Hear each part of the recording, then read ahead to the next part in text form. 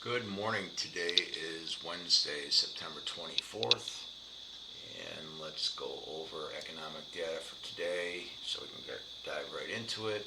You have new home sales at 9 o'clock. I'm not sure if that's really going to do anything to the market. It doesn't seem like it. That seems about it for today. Tomorrow, you have some economic data coming out. GDP coming out at 7:30. Unemployment claims along with that.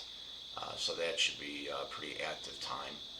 And then Friday, you've got core PCE. And then, let me just see here. And then you've got some revised consumer sentiment numbers coming in at 9 o'clock, and that'll be it for the week. I don't see anybody speaking that can move the market like the two people we had yesterday between Trump and Powell. But let's get right into it. Let's get into the broader markets. Let's look at the ES. As you can see yesterday, we don't even have to know, when Powell was speaking yesterday. So this is where Powell came in to speak, and the market took a big old dive. And we did drop below this channel that I've had on here since the beginning of the month. Let me just get that bigger. So I've had this channel, ES has been trading it since the beginning of September. We did drop down briefly last week, and then we regained that channel right there. So I'm keeping an eye on this level here. I like this level, this channel level here. You can see how it's a low here. It respected it. Low, bounced off of it. This one popped through it and then bounced back, and then it regained it. You can see how it's respecting this channel line right here. Now, as you can see, the lows now became, it was support, and now it's become a little bit of resistance, as you can see in pre-market, how it's popping right off this line and not popping through it right now. So I would not think long until we can regain Friday's high of 67.31.51, and even at that point, I would still be a little cautious here. I don't think that it's anything to panic about. That the market's going to pull back 15%, 15% or anything like that. However, I say all the time that pullbacks are healthy. But right now, as long as we're below this channel line right now, I would not be thinking long. I would still think that we do have some room to pull back. I had this level yesterday that I spoke of, 66.96.75 to pull back to.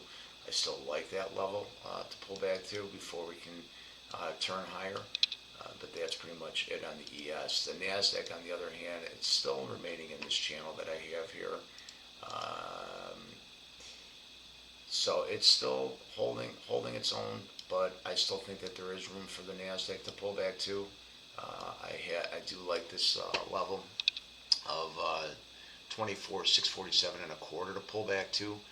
Right now, you can see that it's rejecting Friday's highs of 24,888. So again, until we can regain those highs, I would not be thinking long on the NASDAQ as well. So let's get right into Tesla here. Let's take a longer look at Tesla. Tesla, let me get up here, 4 hours. So something interesting with Tesla yesterday. You could see Tesla also, it broke this little channel that I had here. And also, if you look at yesterday, we failed. Let's see here, we had the high of 440.69. So we did make a high yesterday. And this is what I was talking about pre-market, that if we made a high and then a low, I would think that there's going to be some more downside. And obviously you can see this is a 4-hour chart right now, so you can see where Powell came in and really knocked the market. So we did make a high, but we did make a lower low. And right now it looks like there's still some room on the downside here, because you have a lower high and then you have a lower low. And so right now this is trading pre-market, and so you can't pay that much attention to it. So let's go over our POC levels, which are pretty strong levels. So yesterday pre-market, here we are pre-market yesterday. I spoke of this first point of control level at 433.84, and it's really incredible how it came down. This is the 15-minute chart. It came down, and I had this level at 433.84, and it literally made a low of 433.83, and then popped right off it.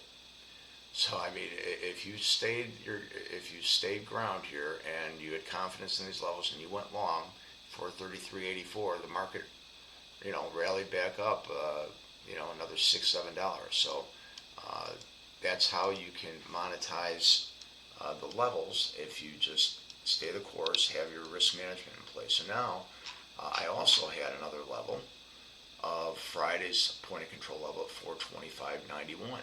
So you can see it respected this level, popped up, and then Powell came in and spoke, and boom, we came right down, and we filled that point of control level from Friday too. So now what I do, like I said, is once these point of control levels get hit, I now take them off the screen. So I'm removing that point of control from the 22nd, and now I am removing this point of control from Friday the 19th. So now what we have here, now we have a clean sheet to look at. You can see this point of control right here. It was once there, it's gone. And then we had a point of control here, and that is gone now too, because that was from Friday. However, if we look at this holistically here, we can see, all these point of controls here, they've all been filled. And what I mean by filled is they stay open, like this point of control down here at 394.28. This is open, right? So here's the point of control. And what I mean by open is when the market opened up, we needed it to come down and test this level again, and then bounce off of it, right? So it still has not come down to test this level here at 434.28, and unfortunately, I see some stuff down here at 365.90.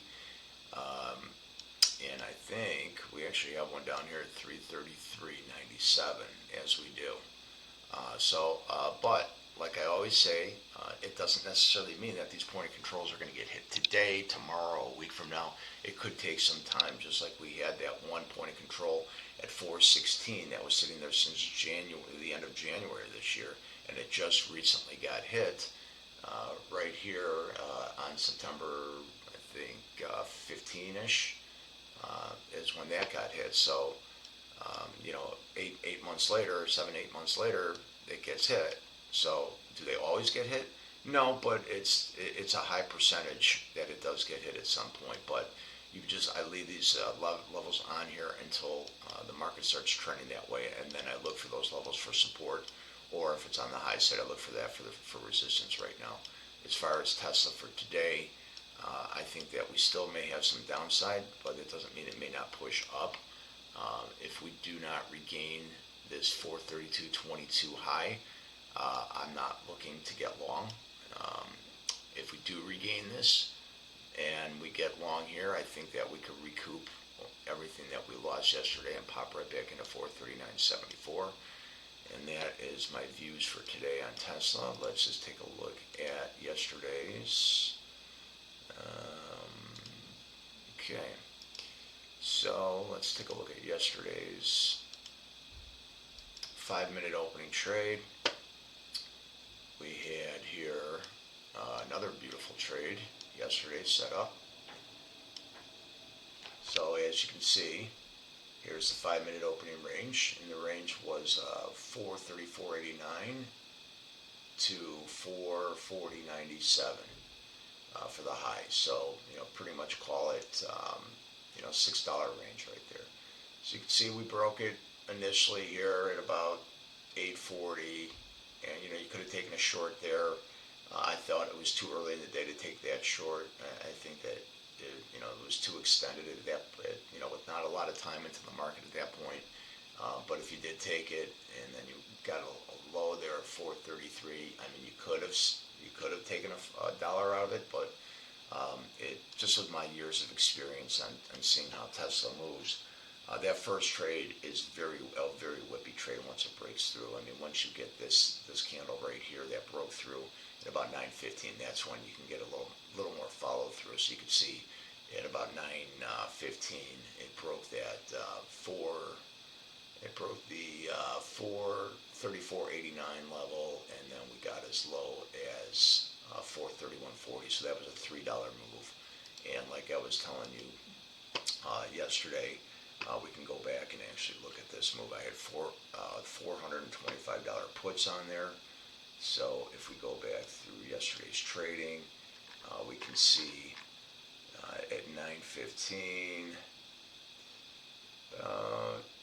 Let's get right in here. So about 9:15 is when we broke through, and I can even put, I've even put the script of my 5-minute opening range on the options premium price, right? So here on the right, this is the actual stock price.